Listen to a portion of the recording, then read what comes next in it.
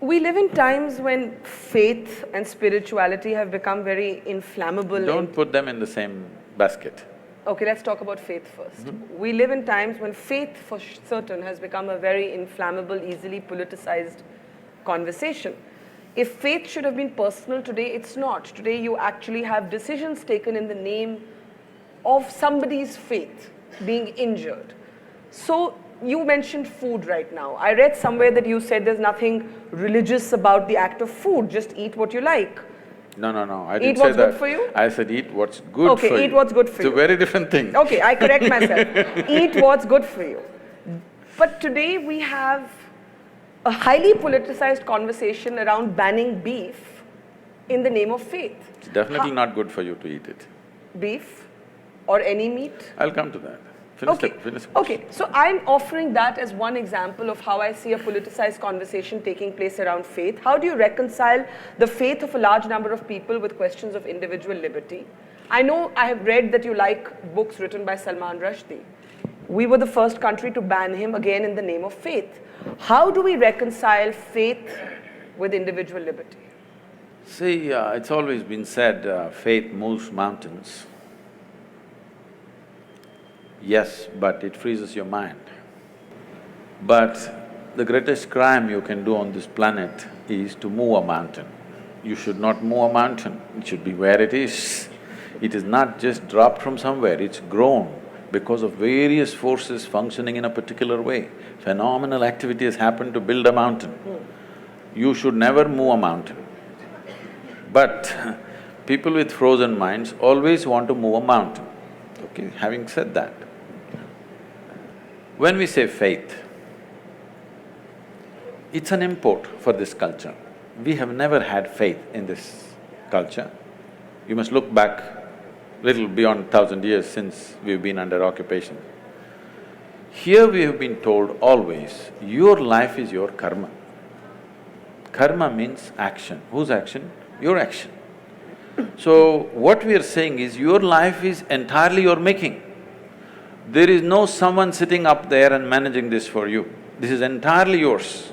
But for every action that you perform, whether physical, mental, emotional, energy-wise, whatever kind of action you perform, there is bound to be a consequence. If you're ready for the consequence, do whatever.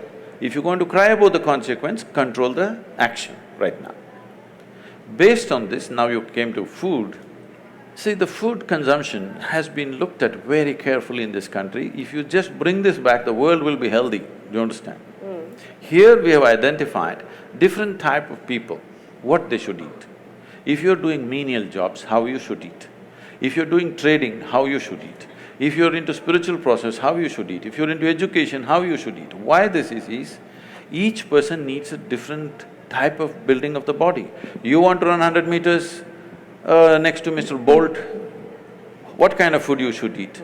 You just want to work in Delhi, what kind of food you should eat? You want to think in a certain way, what kind of food you should eat? For all these, we have very clear prescriptions. Now, when it comes to food, what it means is, we are taking another life, whatever that is, it may be plant life, animal life, whatever. You're taking another life, ingesting it, and you have to make it your life. That's a whole thing. What is your life, what is that life, if you look at it? All life on this planet is coming from the earth. This body is also the same soil, this is also same soil. If there is a earthworm, that is also same soil. But see how it has become, how this has become, how that has become. If I give you… you like a mango or a banana? Mango. Mango. I know, you're ruling the state right now. Now, if you eat a mango, this mango becomes a woman in you. If I eat a mango, the same mango becomes a man in me. If a cow eats a mango, the same mango becomes a cow in the cow. Why is this happening? There is a certain information or software in you, whatever you eat, it transforms it into a woman. If I eat, it transforms it into a man. If a cow eats, that becomes a cow. So, every life is happening the way it is happening because of a certain dimension of information, or in modern terminology, let's call it software. There is a certain software, which is an arrangement of information. Now, the idea is to eat as simple a software as possible. If you eat that kind of life, which is a very simple software, your ability to override that software and make it entirely a part of you is very good. As that software gets complex, more and more complex, your ability to integrate it goes down. So especially if it's a creature which has some sense of thought and emotion, if it has emotion, then you should not eat it. This is the understanding. An animal which has any emotion displays certain emotions, especially if it displays emotion which is near to human emotion, you should not eat it because it will not integrate itself, that animal nature will start manifesting itself. Or in other words, in India, today maybe in cities people do not know, you see in the villages, people have very intimate relationship with the cow. They have drunk the milk of that cow, their children are drinking the milk of that cow. There is a very deep relationship. If you do not know this, cow is one creature. If something happens to you and you are in some kind of grief or misery, you don't have to be near the cow. Wherever the cow is in your house, it'll start shedding tears for you.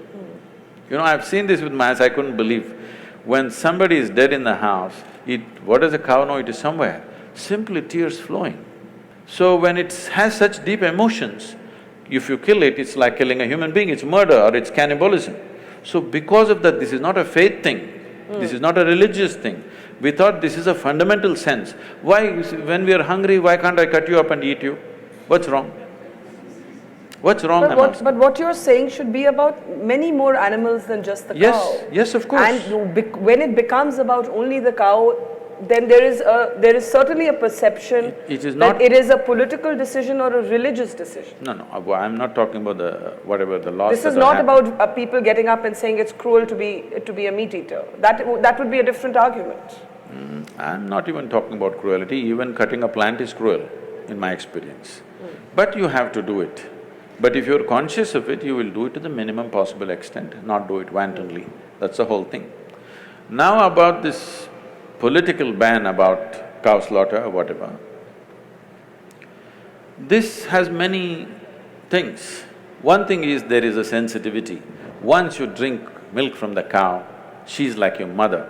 Killing your mother and eating her up is something people cannot digest in this country. Still 80% of the people belong to that category and there's a huge emotion, such an emotion which because they've always been made to be docile in a certain way, they have not violently reacted to it. But in some places, it has happened in villages and other places. There is already a beef ban in many villages just by a norm, not by any law, that you don't bring these kind of things into the village. I am not saying you must ban it or not ban it, I am saying the sensitivities of your population, without considering, you can't go do this blatantly. Because it is growing, it's becoming a growing business. India is becoming a major exporter of beef. That's not right. Even if somebody ate something, it is up to them, it's their personal taste, whatever. But now you're promoting it and you're making it grow, there is serious concern, but our people don't express it. Our people don't go out on the street and not going to kill anybody because they killed a cow. So, ban is not what is needed, more education was needed rather than banning. But you haven't spoken to what happens when faith repeatedly seems to come into conflict with individual liberty. The banning of books. There were people killed in Paris because they were seen to have mocked, the Prophet Muhammad and so on. So where does this end? Where do we stop violence and politics in the name of religion? If you want that to stop, you must understand this. You're saying today, it's not today. In the last 2000 years, this is the history of the world. Continuously it's happening all over the world. Suicide bombers are a new phenomenon? Well, you've forgotten about the crusades and the other things which have not been reported in history. Hundreds of millions of people have been killed in the name of God, all right? It's new to us here, but even here,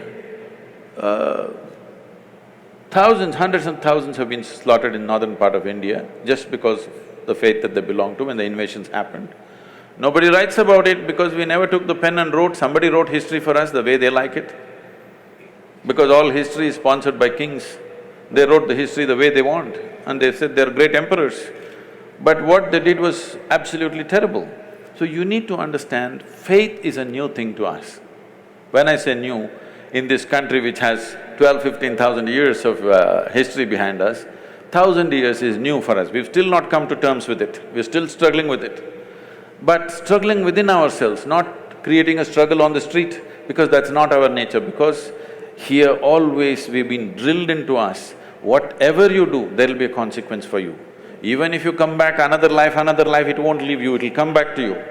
This has been told, this controls people, this is a tremendous technology, please understand this. And it's not simply a fake thing, it is a real thing. Everything that you think, feel, act, there is a consequence. Not because there is somebody thinking he must give you a reward or a punishment.